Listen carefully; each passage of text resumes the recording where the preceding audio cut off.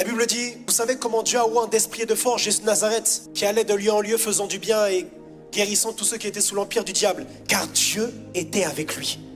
Tu vois, quand on parle de présence manifeste de Dieu, on parle de Dieu avec toi. Tu vois, ici on nous parle de tout ce que Jésus a accompli.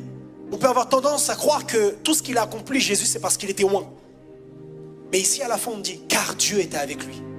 Les fruits de la présence de Dieu, les résultats produisent la présence de Dieu. Elle a des fruits, elle a des résultats.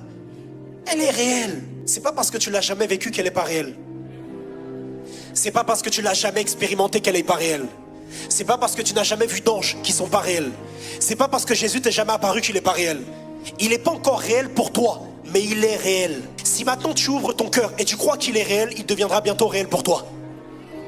Et quand Jésus parle aux disciples dans les évangiles, Jésus leur promet une vie relativement mouvementée. Jésus va leur parler de beaucoup de tribulations et de persécutions. Il va même leur dire, vous serez haïs dans le monde. Mais Jésus et Dieu le Père, étant des bons pères, n'ont pas prévu que leurs enfants soient attaqués, pressés, persécutés, sans leur garantir d'abord un abri. Cet abri-là, c'est sa présence. La Bible dit dans le psaume 91 au verset 1, celui qui demeure sous l'abri du Très-Haut repose à l'ombre du Tout-Puissant. Celui qui demeure sous l'abri, tu vois, sous quoi? L'abri du Très-Haut. C'est ça la présence. Celui qui demeure. Une autre version dit celui qui habite. Une autre version, celui qui se tient. Tu vois, j'aime bien se tient parce qu'il y a tellement d'occasions de sortir de la présence. Celui qui a la discipline de se tenir.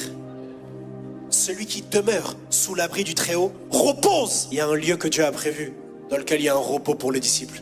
C'est sa présence. Mais tu vois, le troisième point que j'ai donné ici, c'est le lieu prévu, le lieu d'habitation prévu pour tout chrétien. Et tu sais, je vais te dire une vérité. Je peux maintenant te dire une vérité. Le plus grand problème de notre génération, c'est le manque de temps passé avec Dieu. Tu sais, je vais te dire la vérité. Hein. Ton problème, c'est pas le diable et les démons. C'est pas leurs attaques. C'est même pas les persécutions et les pressions. Ton problème, c'est le peu de temps que tu donnes à Dieu.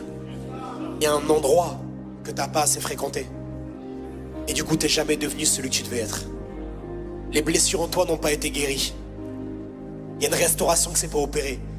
Même ton caractère reste le même depuis des années. Parce qu'il y a une transformation que c'est pas opérée.